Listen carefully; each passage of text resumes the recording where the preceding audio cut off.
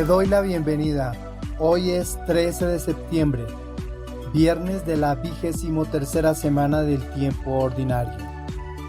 Suplicamos la intercesión en la memoria obligatoria de San Juan Crisóstomo, obispo y doctor de la Iglesia.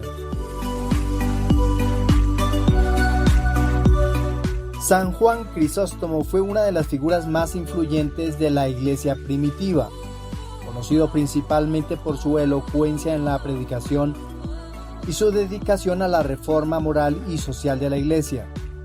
Su apellido, Crisóstomo, significa boca de oro, un título que refleja su inmenso talento como orador.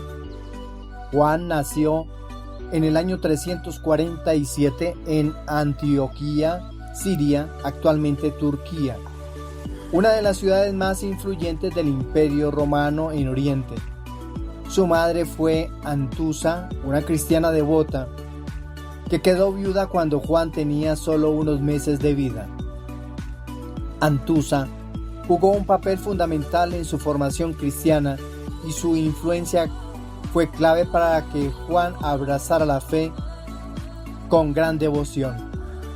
Poco se sabe de su padre, Secundo, quien era un oficial militar de rango medio en el imperio. Juan recibió una educación sólida tanto en retórica como en filosofía bajo la tutela del célebre orador Libanio, uno de los mayores exponentes del paganismo en este tiempo. Sin embargo, tras el bautismo que recibió en torno a los 20 años, Juan se retiró a la vida monástica buscando la soledad y la comunión con Dios. Pasó 6 años en el desierto, donde se dedicó al ascetismo riguroso.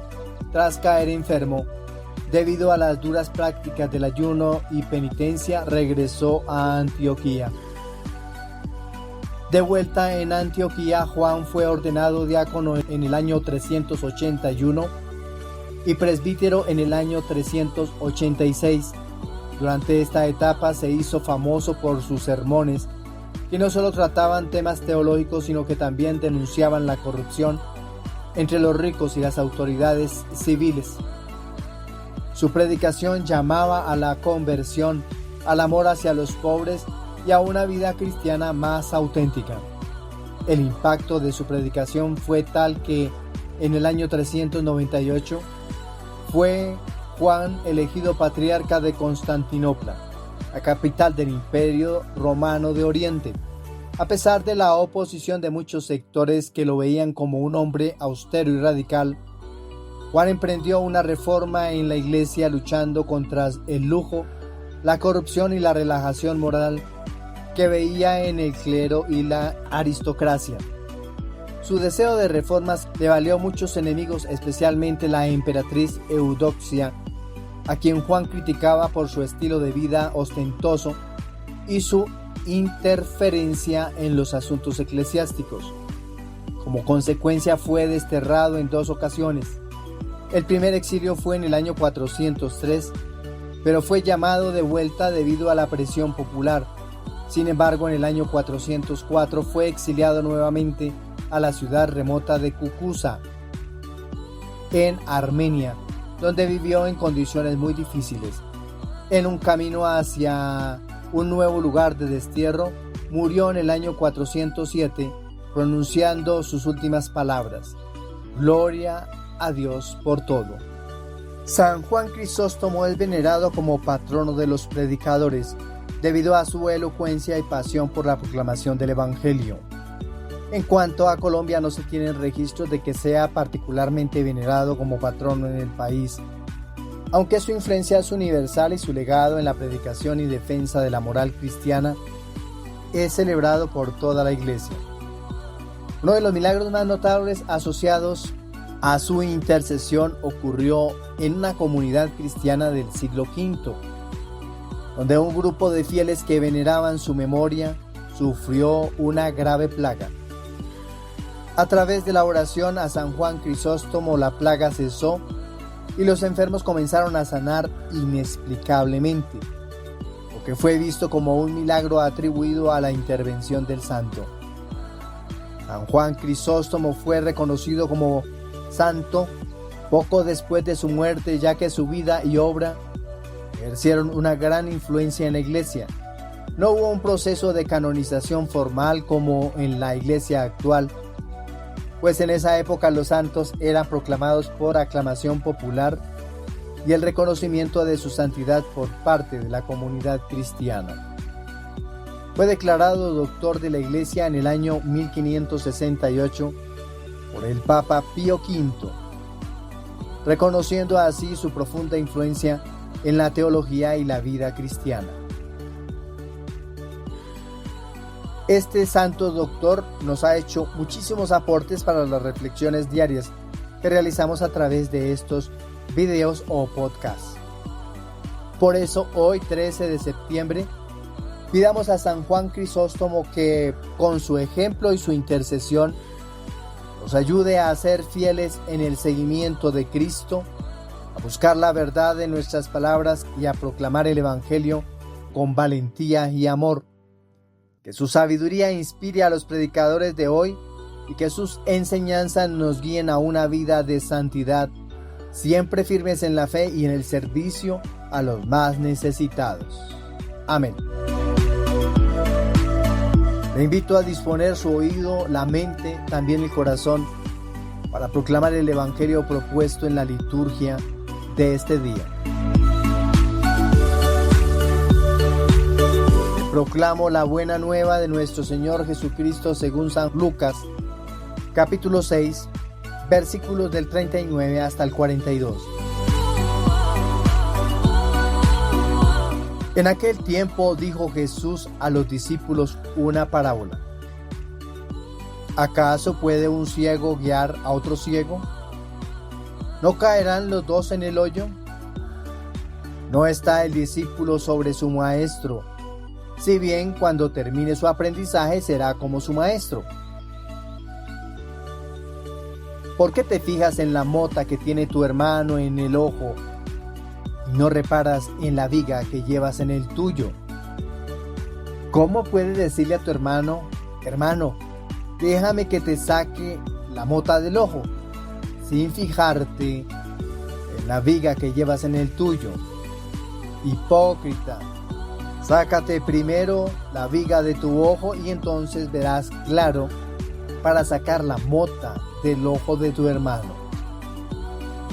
Palabra del Señor. Nuestra reflexión para el día de hoy. La liturgia nos propone hoy en la primera lectura la continuación de la primera carta a los Corintios, hoy en su capítulo 9.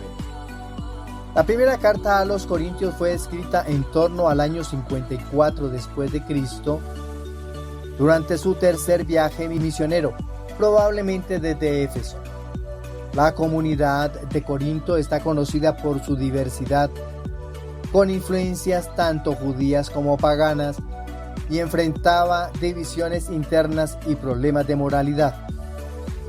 En este contexto, Pablo busca orientar a los cristianos de Corinto hacia una vida conforme al Evangelio, subrayando la importancia de la unidad, el sacrificio y la entrega total en el servicio a Dios. Pablo, en estos versículos, enfatiza su llamado a predicar el Evangelio sin buscar recompensa o ganancia personal. Habla de su libertad, pero también de su decisión voluntaria de convertirse en esclavo de todos, para ganar más almas para Cristo. Pablo adapta su manera de actuar para acercarse a todo tipo de personas sin comprometer la verdad del Evangelio, con el fin de que todos tengan la oportunidad de ser salvados. Profundicemos en sus versículos. Versículo 16. Pues el hecho de predicar no es para mí motivo de gloria, es más bien una obligación que me incumbe, y ay de mí si no predicara. Aquí Pablo expresa que predicar el Evangelio no es un acto voluntario para él, sino una responsabilidad impuesta por Dios. Usa una expresión fuerte, ay de mí, que revela la gravedad y urgencia de su llamado. No se trata de una elección personal, sino de una misión divina que no puede eludir. De la misma manera como Pablo, si este mensaje llega a nuestros oídos, es Dios golpeando a nuestra puerta porque necesita de más discípulos para continuar con la tarea. Versículos desde el 17 hasta el 18. Si lo hiciera por propia iniciativa tendría derecho a recompensa, pero si lo hago por encargo es una misión que se me ha confiado. ¿Cuál es entonces mi recompensa? Predicar el Evangelio ofreciendo gratuitamente el Evangelio sin hacer valer mis derechos como predicador. Pablo aquí renuncia a cualquier derecho a recibir recompensas materiales o privilegios por su predicación. Su recompensa está en el hecho de ofrecer el mensaje de salvación de manera gratuita. Este sacrificio de derechos personales refleja su compromiso total con la misión que se le ha encomendado. Y encontramos en este par de versículos una palabra importante, clave en griego: evangelion. Evangelion significa buena noticia. Pablo siente que es una responsabilidad directa de Dios proclamar el mensaje de salvación. Versículo 19. Aunque soy libre respecto a todos, me hice esclavo de todos para ganar al mayor número. A pesar de ser libre, Pablo decide someterse voluntariamente a los demás, renunciando a sus libertades para poder acercarse a ellos y ganar sus almas para Cristo. Esta actitud de sacrificio es central en el mensaje cristiano: renunciar a uno mismo por el bien de los demás. Vimos que en el versículo 19 dice Pablo: me hice esclavo. Esa palabra esclavo o siervo con S viene del griego doulos. Pablo se autodenomina esclavo de Cristo y de los demás, lo que implica una entrega total y un servicio abnegado. Versículo 22b.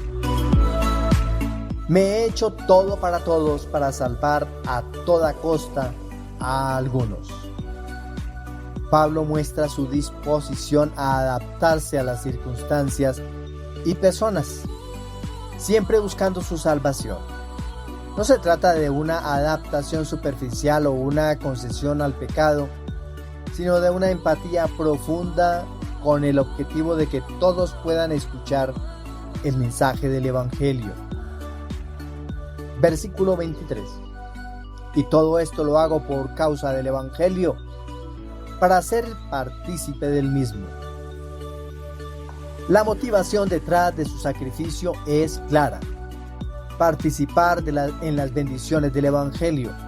Pablo quiere que otros experimenten la gracia de Dios de la misma manera que él la ha experimentado.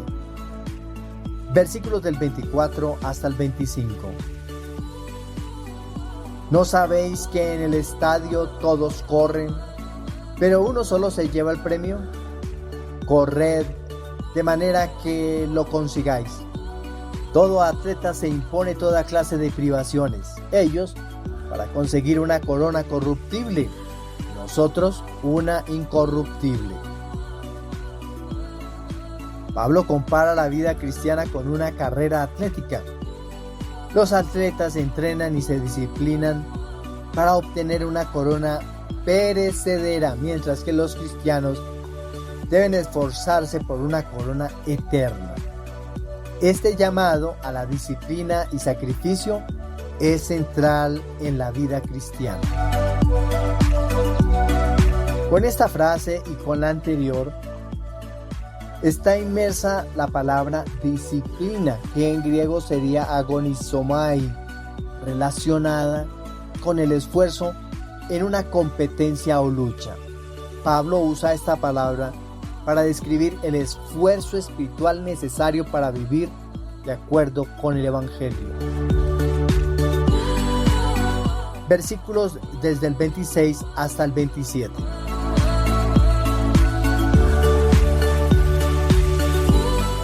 Así pues, yo corro, pero no a la aventura. Lucho no como quien golpea el aire, sino que golpeo mi cuerpo y lo someto a servidumbre. No sea que, habiendo predicado a otros, yo mismo quede descalificado. Pablo insiste en la importancia de la autodisciplina. No se trata de simplemente participar, sino de hacerlo con propósito y esfuerzo. Incluso Pablo, el gran apóstol, reconoce que debe mantenerse vigilante para no caer en la tentación y perder la salvación que predica. San Agustín, en sus comentarios sobre las cartas paulinas, resalta el sacrificio de Pablo como un ejemplo de lo que significa amar a Dios por encima de todo y a los demás como a uno mismo. Para Agustín, Pablo representa al verdadero cristiano que no busca su propio bien, sino el bien de aquellos a quienes sirve, sometiéndose por amor a ellos, a la manera de Cristo. El mensaje de Pablo nos invita a reflexionar sobre nuestra propia entrega en la vida cristiana. Nos pregunta si estamos dispuestos a sacrificar nuestro tiempo, esfuerzo y comodidades por el bien de los demás, sin esperar recompensas. Este tipo de amor desinteresado es la base del Evangelio y el camino hacia la verdadera salvación. Una ilustración de este mensaje puede verse en la naturaleza. El ciclo de las abejas, que trabajan incansablemente para producir miel. Cada abeja individual se sacrifica por el bien de la colmena y, aunque no obtiene recompensa personal inmediata, contribuye a la vida de la comunidad y asegura la supervivencia del grupo.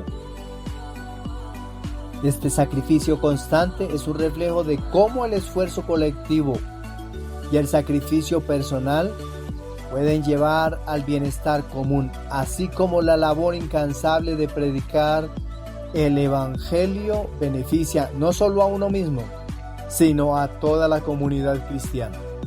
Por eso hoy, en este viernes de la 23ª semana del tiempo ordinario, pidamos a Dios, pidamos a los santos y a San Pablo que nos ayuden a ser testigos auténticos del Evangelio, que al igual que Pablo seamos capaces de sacrificarnos por los demás, a llevar la buena nueva sin buscar recompensas terrenales y de luchar con disciplina en la carrera de la fe para alcanzar la corona incorruptible de la vida eterna. Amén. Ante esta propuesta que nos hace el Espíritu de Dios por medio de la carta a los Corintios, le respondemos con el Salmo 83. El Salmo 83, titulado Presencia de Dios en el Templo, es un himno en donde el israelita expresa su fervor y confianza a Yahvé para vivir bajo su amparo que habita en el templo. El levita está nostálgico, no puede participar del culto, está lejos de su casa. Dios habita en su templo. El israelita hace remembranza de las aves que tienen casa, tienen en donde alojarse y procrear. Anhela llegar a su presencia. Además expresa lo que significa estar un solo día ante la presencia de Dios, que un montón de años en la casa sin Dios.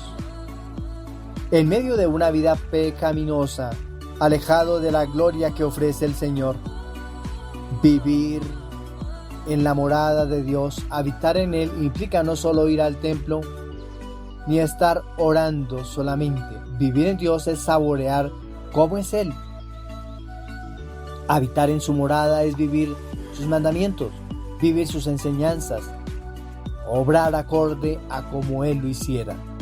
Esta acción permite que su gracia divina habite en nosotros y degustemos de una vida en paz, tranquila, a pesar de lo inhóspito de la vida.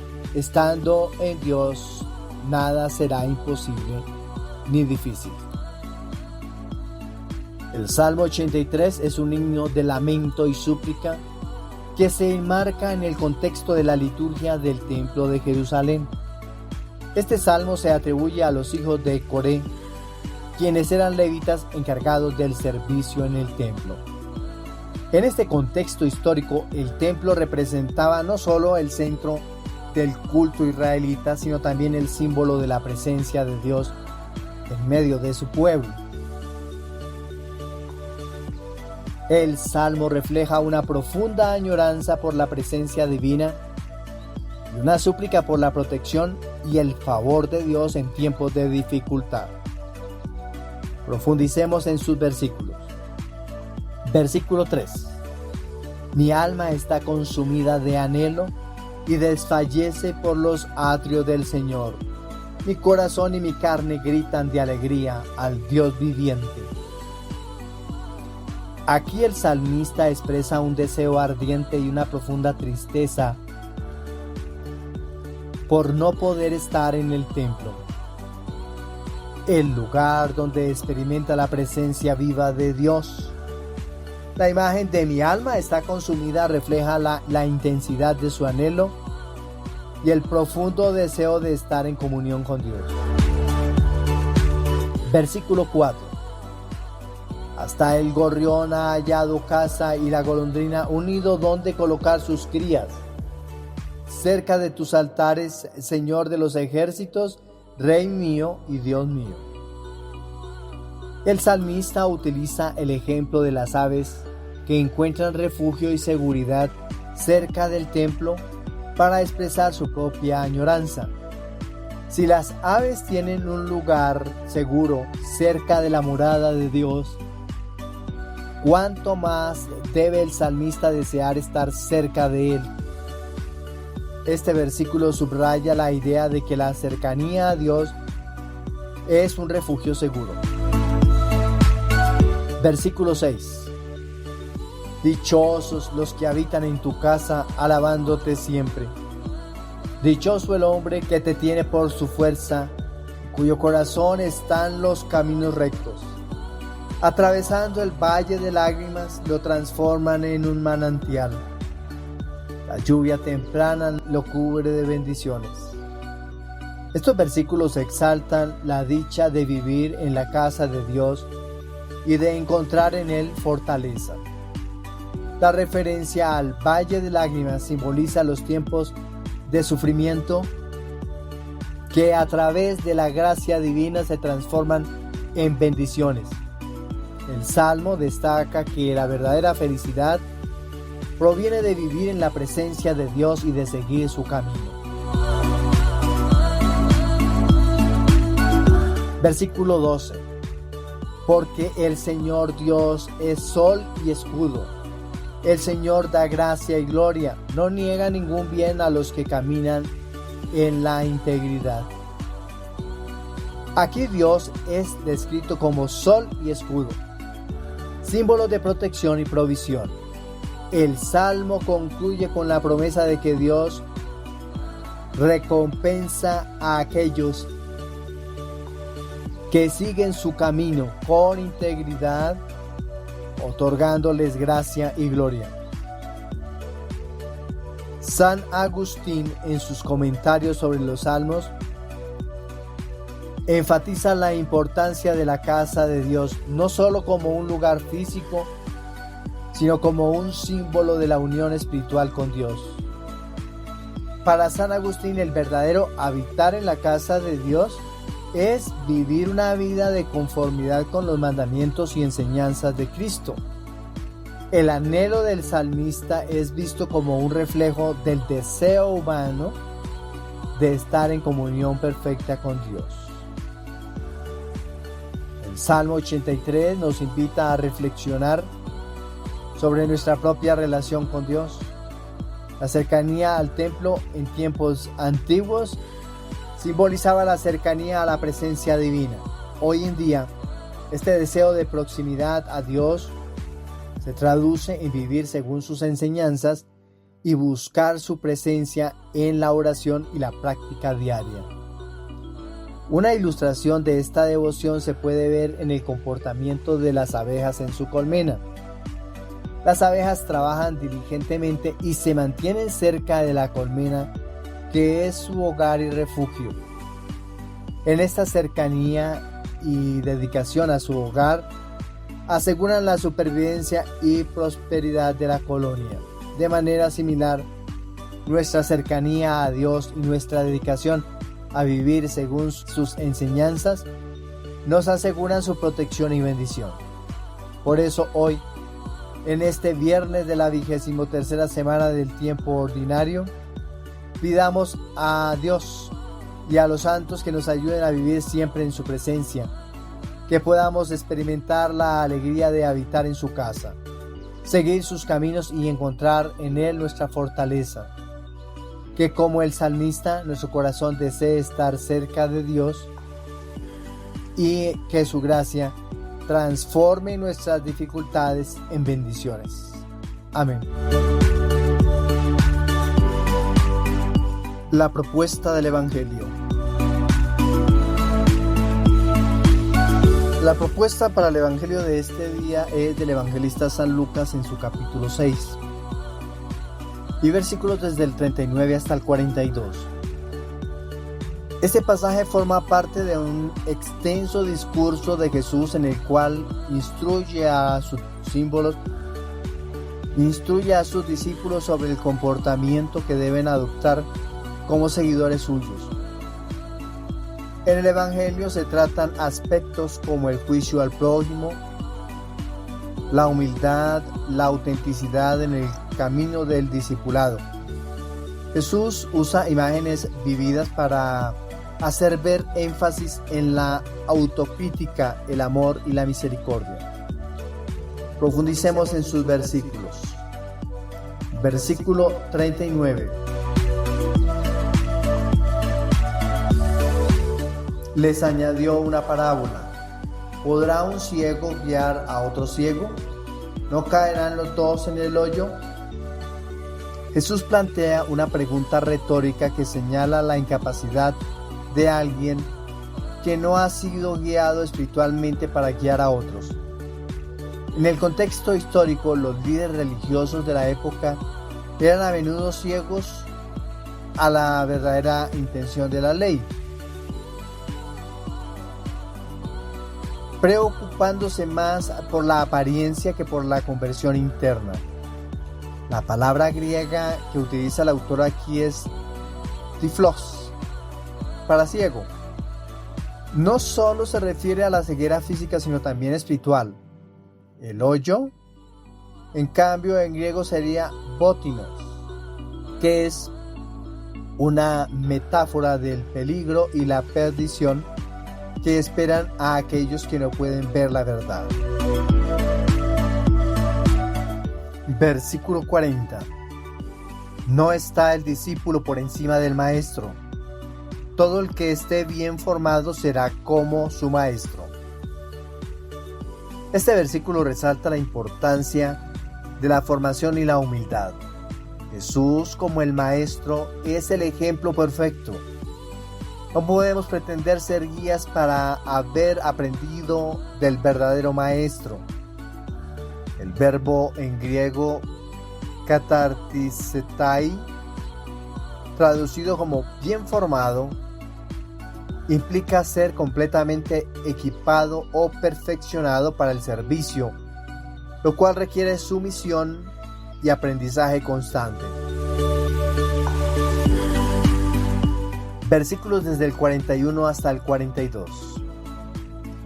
¿Cómo puedes decir a tu hermano, hermano, déjame sacarte la paja que está en tu ojo, no viendo tú la viga que está en el tuyo? Hipócrita, saca primero la viga de tu ojo y entonces podrás ver para sacar la paja del ojo de tu hermano. Aquí Jesús denuncia la hipocresía con dureza. El contraste entre la paja, que en hebreo sería karpos, y la viga, dokos, subraya la preposición entre los errores propios y los ajenos. Nos invita a una autoevaluación sincera antes de juzgar a los demás. La autocrítica es esencial para poder ser verdaderos guías. En tiempos de Jesús, los líderes religiosos eran conocidos por su rigidez y legalismo. Las enseñanzas de Jesús, en cambio, subvierten este legalismo, mostrando que la verdadera justicia se basa en la misericordia y la autocrítica. Este discurso está enmarcado en la instrucción que Jesús da a sus seguidores antes de enviarlos a predicar el reino de Dios. En tiempos de Jesús, los líderes religiosos eran conocidos por su rigidez y legalismo. Las enseñanzas de Jesús, en cambio, subvierten este legalismo, mostrando que la verdadera justicia se basa en la misericordia y la autocrítica. Este discurso está enmarcado en la instrucción que Jesús da a sus seguidores antes de enviarlos a predicar el reino de Dios. San Agustín, en su obra Confesiones, se refiere a la ceguera espiritual cuando habla de su propia conversión. Para él, la hipocresía es una forma de ceguera que nos impide ver nuestras faltas. La luz de Cristo, decía San Agustín, es la única que puede abrirnos los ojos. Este pasaje de Lucas resuena con la doctrina agustiniana de la gracia. Solo mediante la luz divina podemos discernir nuestras fallas y, al corregirlas, ayudar a los demás. Jesús nos recuerda que no podemos guiar a otros si no hemos hecho primero el trabajo interior de purificación y autoconocimiento.